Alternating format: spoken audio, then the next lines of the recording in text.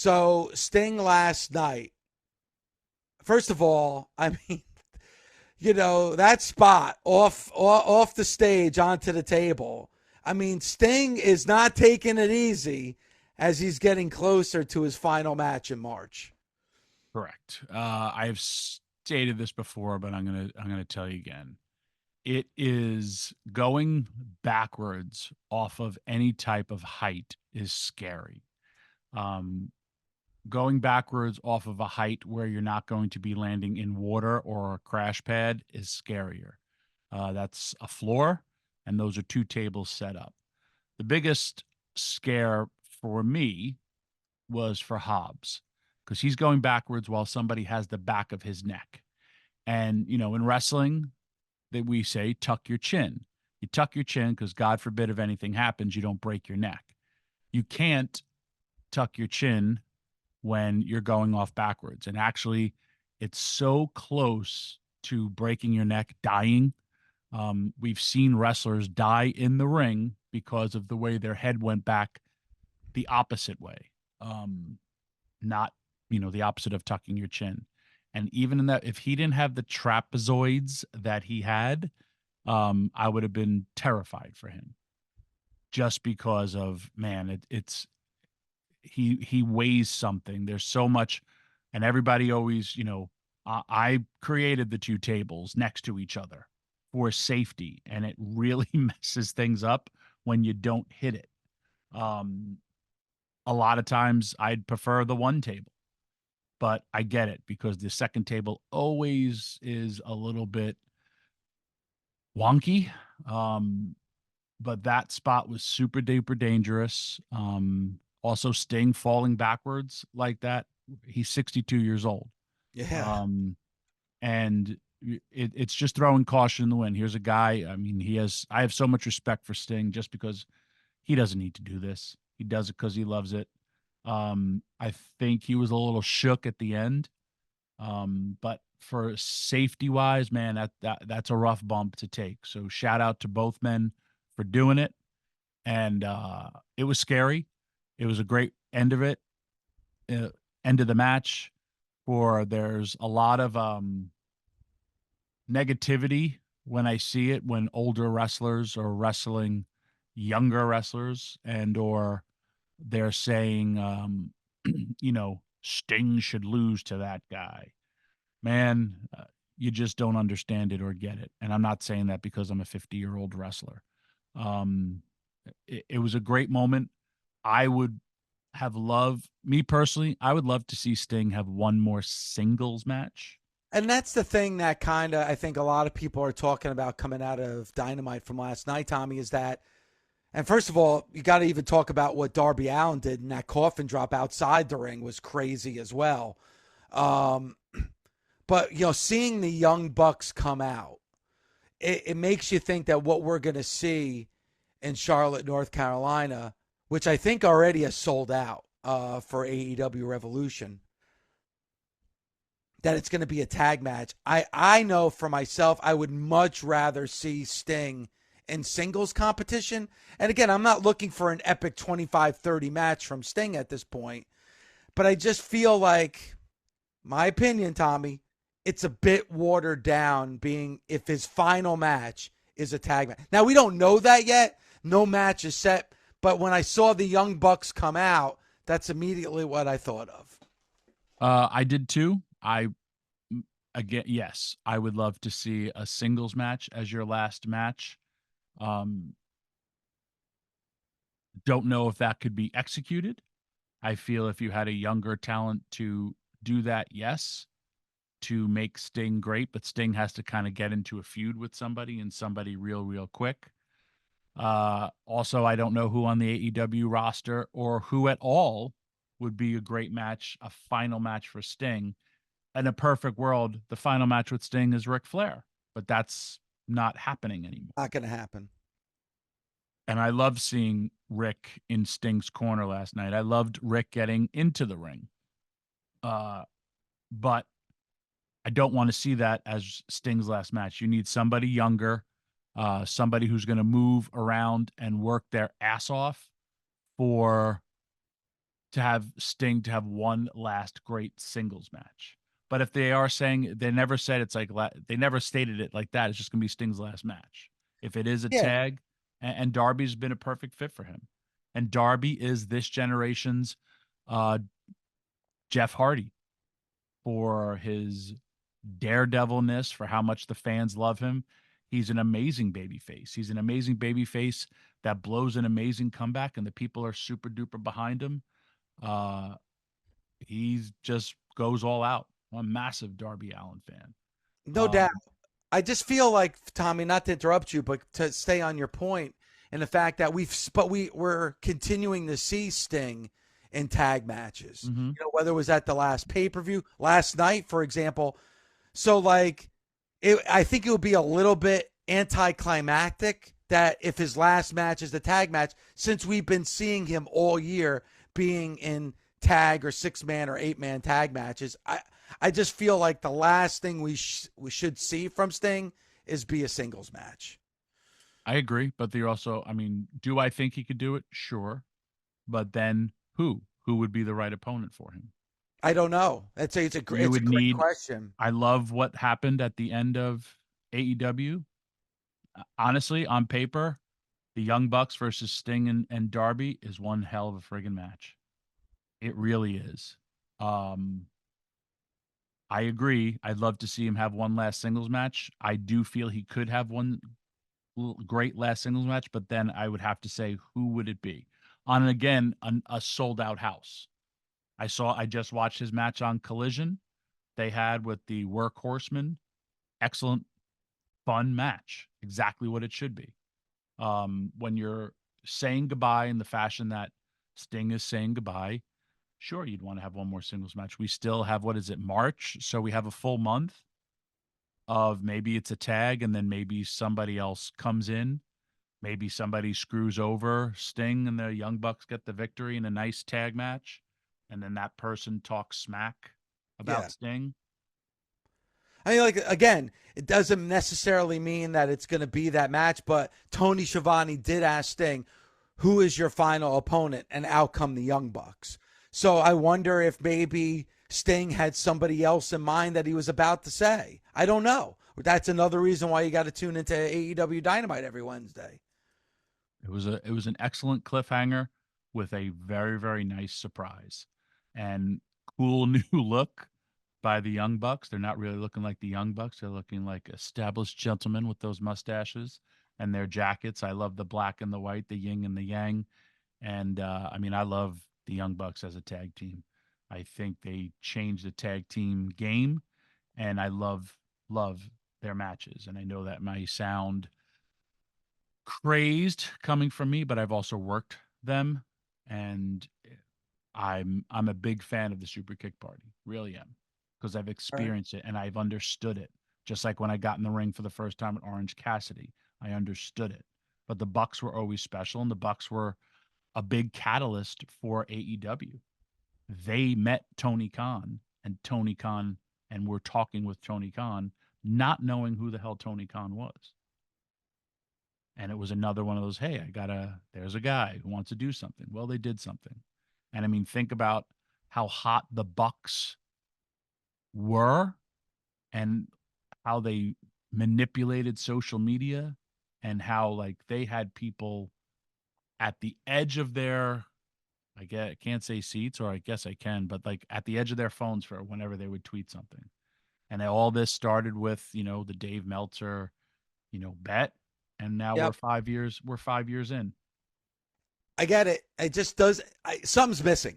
Like, and maybe the nation can help me put my finger on it.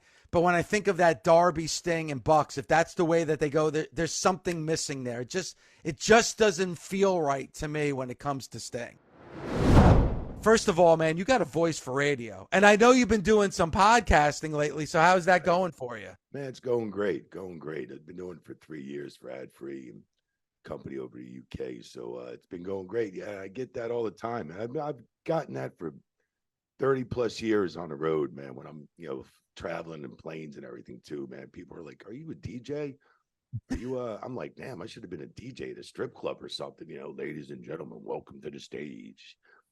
You know, I've gotten that for 30 years. I get that almost every day when I run around here in Tampa, you know, just from people at Macy's stores and women and this and that. And they think I'm a DJ or a radio talk show guy or something like that. And I'm like, damn, I might be missing the boat here on something. I'm doing something wrong for the 35 years I've been in wrestling. But yeah, it's I don't think great. that's the case, though, Mike. I mean, you're a legend. You have been I a part appreciate of that. so many people's memories. I mean, Rock Hogan, for crying out loud. I mean, Right. so Right. many amazing moments and memories. And I want to get into some things that you've said recently, but Right. really quick before Tommy jumps in, what is that one moment for you that stands out above all others One moment moving forward or in the past? in the past? In the past. I mean, all these matches that I've done in my career, I mean, if I was to say to myself, oh, 20 years from now, when where it was Kurt and Brock, Hogan and, and Hogan and Rock and so many other matches, whether it was Shane and Kurt. And if you would have said, oh, 20 years from now, those are going to be iconic and legendary matches, I would have been like, yeah, right. You know, I was just in there doing my job too. Was it great to be the third man in the ring, to be a part of all that history and icons and work with all those icons and legends? I've worked with Tommy Dreamer plenty of times. To me, he's a legend. ECW, man, and all that other stuff goes back, way back. ECW and Tommy and them guys made a hell of an appearance back in the day when we used to come to Manhattan Center. I mean, it was awesome. You know, him and Rob and all those guys coming in, and Paulie. Um, it was just great to be a part of it. I'm glad I didn't fuck up any matches, and I think that's where, maybe you might get your respect over the last 30 some years you've been refereeing, where you never really fucked up as a referee, because, referees, if you don't do your job in the ring, you're going to get all the heat in the world from the business. You'll get it from top to bottom, from the boys to the office to everybody. So I'm just glad I was able to get in there and do my job right. And, like I always say too, I never went in business for myself, man. It was always about business and entertaining the fans and doing my job in the ring. Hey, just to piggyback from what Dave said, have you ever had a moment like, for me, I remember, and I discussed it yesterday. Yep. And I'm staring across the ring at Greg Valentine.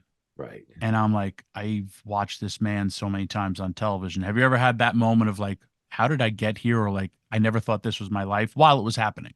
Yes. When I first started in the business and in 85 full time, I used to work it in 83 with Victor Quiones, and of course Guerilla Monsoon owned a certain territory and stuff like that, and it was working with Joey. And then I came back into wrestling in 85, 86, and then went full time 87. I started Chief Jay Strombo and Gorilla. They make me a referee. So it was just, and once I got on TV, it was like, holy shit. Like, I was looking at myself like, I can't believe I'm on like TV all around the world, and then when you go to Europe and all these places and they're replaying all these matches and stuff like that, and you're on TV all over the world. Yeah, it was a moment. Rock and Hogan. I mean, I was in the business 17 years, and I felt like I marked out tremendously. I was, marking out to Rock You and remember Hogan. that first television match, who that was? My first match, the television match, I want to say was Marty Jannetty and Dwayne Gill or something like that. Nice. I want to say it was like, one of the extra matches, one of the quick, the get over matches. But I remember my first match in the ring was Barry Horowitz and Steve Lombardi, Brooklyn Brawler. That was my first match in the ring. But the moments, I'm sorry, go ahead, Dave. No, I was going to say, you're the longest tenured referee in WWE history. Right. And you've been doing it 80s, 90s, 2000s, 2010. You think about the decades, like you've been a part of all those decades. Right. When you first started out, and you mentioned Guerilla Monsoon, like, was that basically just on the East Coast, or was it national when you first started out as a ref? No, that was just basically on the East Coast. I mean, at that time, Tony Gurria was still working with Rick Martel. There was, a bunch of guys used to work down at convention center in the summertime. They used to run a show every Monday night there in the convention center. So to me, it was like, you were making $50 for the robes, $50 for the ring, $50 to play the music, $50 to time keep. Tony Chimmel was doing other things. And then I remember Victor coming to me and say, hey, you got to sell programs. I'm like, programs? Like Joey didn't want to sell programs. Dick Worley was refereeing at the time too as well. And I said, what am I going to make off of programs? 10 cents off the dollar. I said, oh my God. So the venue only held like 12 or 1,300 people, but I used to go out and sell programs. I'd sell 3,000 in a night because it was like just an 8-page program with one card in it. And it would be Andre or Big John Studd. People were just buying it because it was $1. Even that they wouldn't even get in. They were just buying because Andre was on the cover or certain other guys were on the cover. And so I used to make $3,000, just selling $300 Awesome. off of $3,000 because 10 cents off the dollar. I'd walk away with $500. And it was all about hustling. We used to do Salisbury, Maryland, Spectrum. We used to do the TV for Philadelphia, channel 29 or 57, I believe we were on, or something like that. So it was on local TVs. Like New York had local TVs at the time too, when it started with WWE. But we used to just do Salisbury, Maryland, Spectrum, Convention Center, like little spots like that. Awesome. When you say the convention center, where was that? Philly or No, that was Wildwood. Yeah, New that's Jersey. what I thought. Yeah. Okay. Wildwood on the boardwalk. Yeah. Yep. It Not a bad living at that age. No, Tommy, I had 4 cars by the time I was 17, and that was from wrestling. My dad called Guerilla and said, is he really? Because he thought I was selling drugs and doing all kinds of shit and everything. And I'm like, I had rolls of 20s, in rubber bands, because I used to see Guerilla Monsoon always roll. He used to have a wad of money on him all the time, and it'd be in his big, thick rubber band. So I started putting all this, and my mom would find all this shit in a sock drawer, and I had a waterbed, waveless waterbed. I remember I'd come home and she goes, what's all this fucking money doing on the fucking in your drawer? Where are you getting this from? No wonder you're not asking for $20 or $40. I'm like, what's 20 or $40 gonna get me anyway? Amazing. That's amazing. Yeah. That's awesome. Because just hearing you kind of pay your dues, but at the same time having fun. Yeah. And being a part of wrestling history. It's just amazing. And speaking of history, one of the reasons why we wanted to get you on, Mike, is on your podcast you mentioned The Undertaker. That's and correct. a lot of people think I'm crazy, especially the guy I do the show with here in Tommy Dreamer. I feel The Undertaker has earned one last match in front of fans. As you remember, Mike, the last match that he had was a cinematic match at WrestleMania. Was during the lockdown, no fans present. He did that cinematic match. Man, a guy like The Undertaker, especially being a part of history with the WrestleMania streak and everything, I feel like he needs and deserves that one last moment in front of tens of thousands of fans.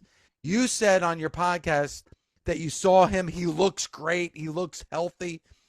Do you think The Undertaker could have that one last match? Yes, I'm definitely sure he can have one last match. I'd like to see Taker go out strong. I was a person in the business that working for WWE, working with Taker all these years, I never thought Taker's streak should have been broken in the first place.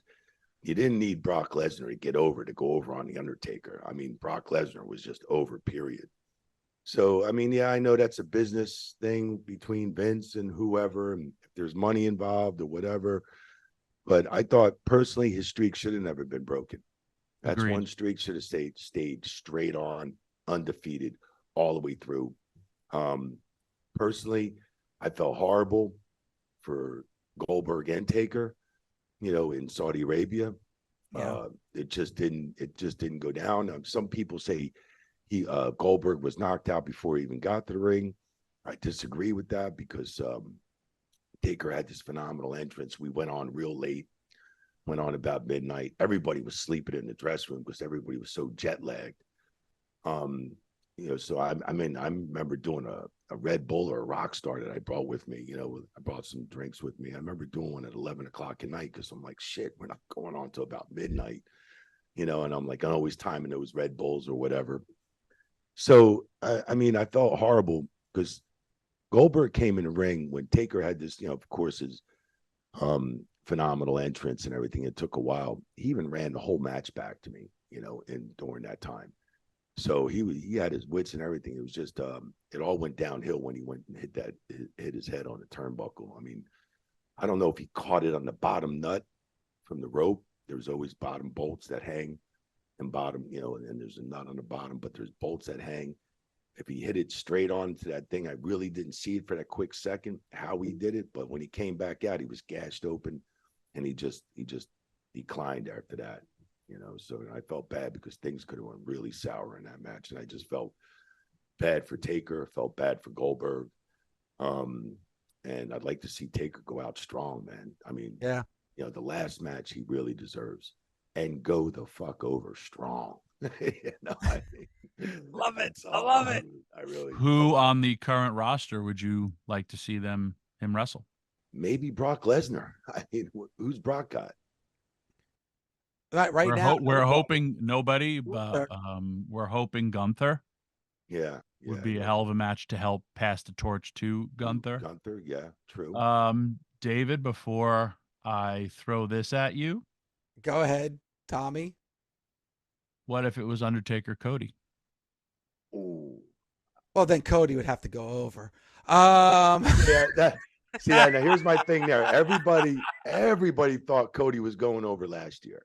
Yeah, I kept saying on my podcast, "There's no way Cody's going over." To me, it wasn't like Triple H was going to let Cody come in, or whoever is running everything over there. But to me, it just with Cody being injured all that time and being out when he first got there, he was out for quite a few months. I mean, to me, it was like Cody was, if he didn't go over on all the roster over there, he just wasn't going to come in and go over at WrestleMania if he didn't go through the roster at WWE. No matter what he did at AEW, which was phenomenal, and started that business over there. But I just didn't think Cody was going over. It wasn't, they were going to pass the torch to him this year and, make him go through the hard ways. And then after WrestleMania, Brock's beating the shit out of him. And then Cody turns it back around. I just think that they were going to make him climb that step through the WWE roster. And then if he faced the Undertaker, he's got to wait till next year.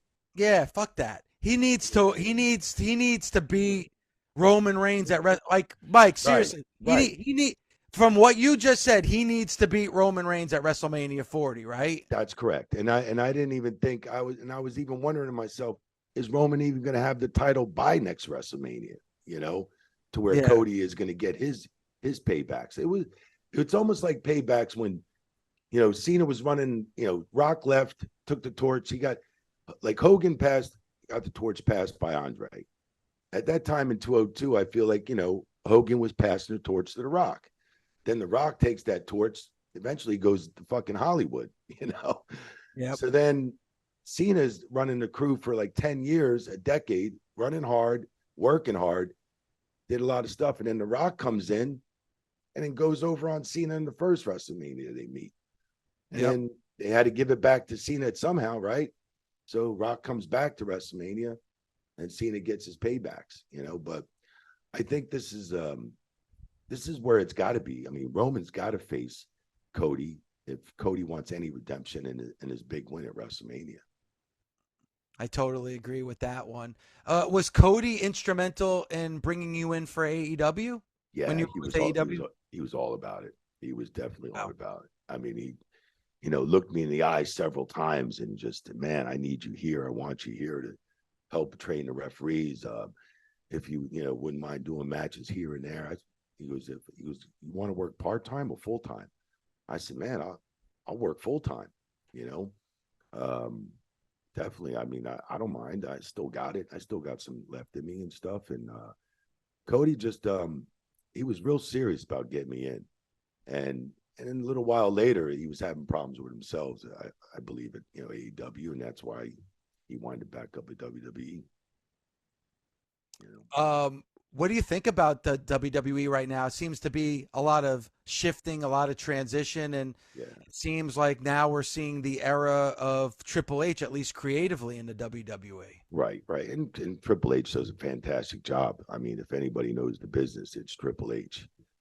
Inside and out, man. Inside and out. I mean, he's taught me a lot about refereeing, him and Sean back in the day when I was growing up. I remember when Triple H came into the business.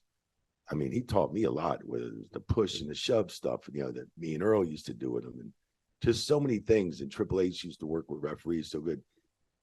I feel bad. I just feel like it's, when I first started, it was a family-owned business. There was Vince, Linda, there was Shane, Stephanie, and all that. And I just feel like it's just all kind of just all separated, which breaks my heart in a way to see a family business, it just separated in many different ways. But Vince has done a great job, and I had a great career working for that family, man, working with them and for them, and I gave my heart and soul. I mean, me and Tony Chimel always said we didn't miss one fucking ring shot. 23 years on ring crew, we did boat jobs for a long, long time. In 23 years, we never missed a ring crew shot, man. Never. You never canceled the show and said the ring didn't show up here, whether it was snowing, storming, whatever, how long it took to get there. We took pride in that, took a lot of pride in that. And you should, because you're like a big part of history, and it's for, employees like you, Mike, and for people who are dedicated like you, that the WWE is as successful as it is now. You're part of that foundation, like I said, through the end of the 80s, the 90s, the 2000s, the 2010s. I mean, to be able to do a job for that long, when you know that in an industry where there is a lot of turnover, to say that you're the longest tenured referee in WWE history, that's something you should be very, very proud of. Yeah, I sure am. I sure am proud of it. Proud of that. I'm proud of a lot of things we did in the company. Like, Tony Chimel, he lives like 2 hours from me in Florida, in Fort Myers. And we were sitting here talking one day. And I said, Chimel, how we used to say we see all the talent come and go. We've seen this guy come and go. We've seen this guy come and go. Chimel always go, we've seen him come and we've seen him go, Chioda. I said, now we've seen ourselves come and go. I said, I used to walk in production. Chimel go, Chioda, these fucking kids these days, they don't know how to do shit. They cry if they have to do a fucking ring all day or work 18 hours a day and do this and do that. He was like, we were fucking knee-high rice patties, driving the ring truck, setting up the crew, setting up the cages. He goes, these kids don't know how to do shit. They bitch about being on the road for this many days. He was like, we're the ones who built this business. We're the ones who started this business. I'm like, Chimel, shut the fuck up. I'm like, you're going to get his fucking heat. Hey, Mike, real quick, your Mount Rushmore of referees. Man, a lot of people say I should be in the Hall of Fame. I've pitched the fact to the Hall of Fame, Joey Morella, for the longest time. I believe, I never want to put myself in it. You can. It's your Mount Rushmore. No, I think you're worthy. I hear. No, but the longest tenured referee in WWE history needs to be on the Mount Rushmore. So you're in the Mount Rushmore. There you go. I appreciate three more spots. I always want to be humble and stuff. So, I mean, I believe Earl Hebner should be in there. Joey should be in there because Joey started this whole thing. Joey, as a referee, Joey did a lot of incredible matches, whether it was Hogan and Andre, Davey Boy and Bret Hart in Wembley Stadium. And he does so many other matches before he had passed. He had a short career. I know Tommy. I've never seen much of Tommy Young, but Tommy Young, he probably should be in there. Tommy Young. Train the Hebners. Yeah, right. So I mean, it's a great Mount Rushmore, Mike. It's a hell of a Mount Rushmore. And I think Charles Robinson should eventually be on there. So I know it sucks that the Rushmore is only 4 people. Yeah. But, it's a give and take. Like, and if there's another referee that gets put in the Hall of Fame, man, if it's Joey, I'd be happy as a pig in shit, man. I really would, man. If it's Joey, you know, and I'd like to see Earl get in there too as well, you know.